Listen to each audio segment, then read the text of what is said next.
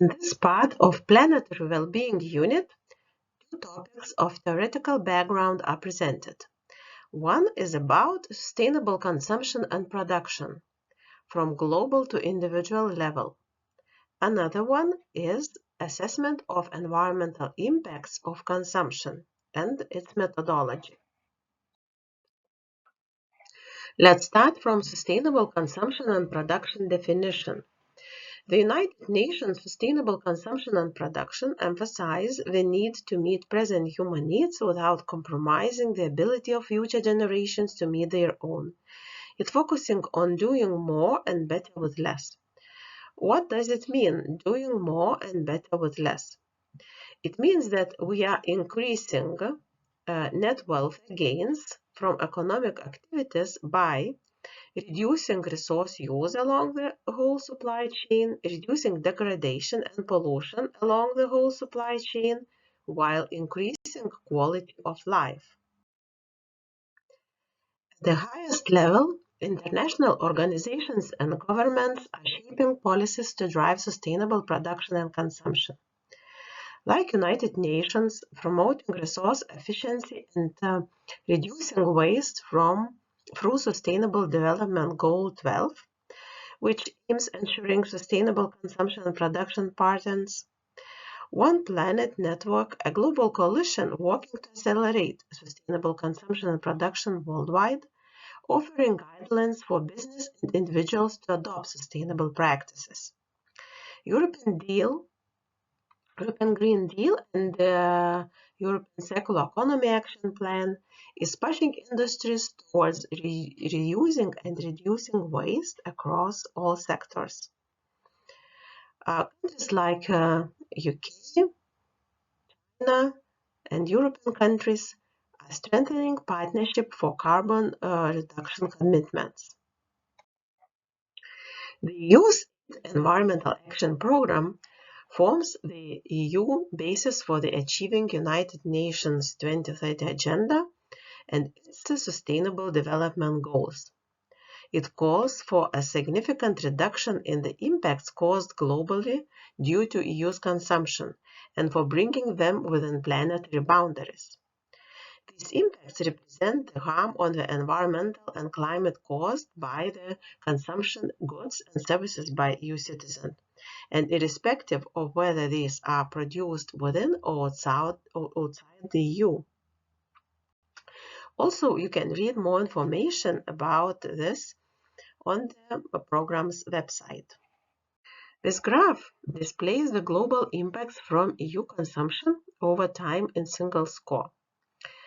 During 2010 and 2022, these impacts show some variation, but the 2022 value is 4% higher than that in 2010. Also increased by 6.3% between 2020 and 2022. So the aim significantly reduce consumption footprint by 2030 is not on the track. Also, studies show that the domains mainly responsible for the EU's global impacts are housing, food, and personal mobility, which together account for around 70% of total impacts. The relative share of each of the main consumption domains barely changes over time during 2010 and 2022, indicating that the consumption habits of EU citizens have not substantially changed in the last decade. Overall, EU consumption patterns are considered unsustainable as they exceed several of the planetary boundaries for specific environmental impacts. As you see from the picture, these impacts are climate change, ecotoxicity for fresh water, particulate matter release, and resource use. Now it's time for questions to think and discuss for you. Please answer which countries in the world contribute the most to the carbon footprint. Which countries in Europe, and why. And when you think about answers, think from the consumption perspective.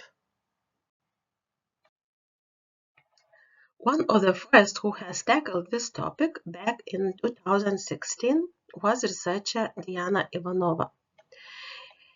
She and her colleagues looked at the environmental impact from consumer perspective, and this impact were impact per capita in 43 different countries and 5 rest of the world regions. And their analysis, published in the Journal of Industrial Ecology, showed that consumers are responsible for more than 60% of global greenhouse gas emissions and up to 80% of the world's water use. And in this graph, it's seen how different countries compare when it comes to carbon, land, and material water footprints. But what we can clearly see that rich countries have larger impacts. This figure shows the global impact associated with the 27 EU member states' consumption for 2022 compared with 2010 as a single per capita score. And as we see, Switzerland shows the highest impact level and Slovenia the lowest, with the difference between them being even twofold. The same tendency we can see that the richer countries have larger impacts. And this impact, what we talked in previous slides, the assessment of this framework is built on a consumption-based perspective, in which environmental impacts of entire product life cycle, like raw materials extraction, production, use phase, reuse, recycling, and disposal, are allocated to the country where the product is consumed, not produced, but consumed, or produced and consumed.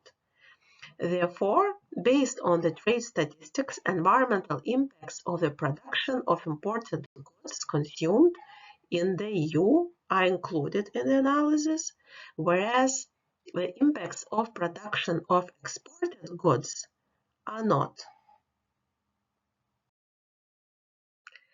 Previously, we talked mostly about the problems concerning sustainable consumption.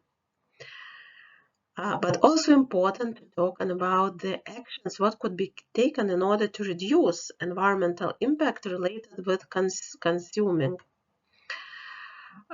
One of the way could be consuming differently, meaning shifting to less environmental harmful goods and services. Another one could be consuming less by, for instance, extending the lifespan of products through circular economy measures. One more, scaling up eco-design in new products, or even some combinations of mentioned above. Now, I would like you to invite to go deeper in this question by reading one text, one link. It's called Conditions and Pathway for Sustainable and Circular Consumption in Europe. And after reading, you have to answer and discuss to this related questions. So give your examples of consuming differently, less, and with differently less or with eco-design ideas. What are reflections on the way forward? This is mostly from the text what you read. And what is the handprint? Yes, we know footprint concept, and now you have to find out what is the handprint concept and why it makes sense. And if we move from the global regional level to individual consumption and consider how our everyday consumption choices affect the environment and contribute to the footprint, What are the most effective actions we can take as consumers to make reduced consumption impact? To go deeper and to find answers to this question, you are invited to listen 11 minutes video presentation by Diana Ivanova. So the researcher says that cows not showers. What does this expression means? It mainly means that you don't make big cuts in your environment impact by taking short showers or turning out the lights. The real environmental problem is embodied in the things you buy. For example, beef. Producing beef requires a lot of water because cows eat grains that needs water to grow. Also, cows are relatively inefficient in converting grains into the meat that we eat. It takes on average about 15 liters of water to produce 1 kilo of beef. Dairy products require similar large amounts of water to produce.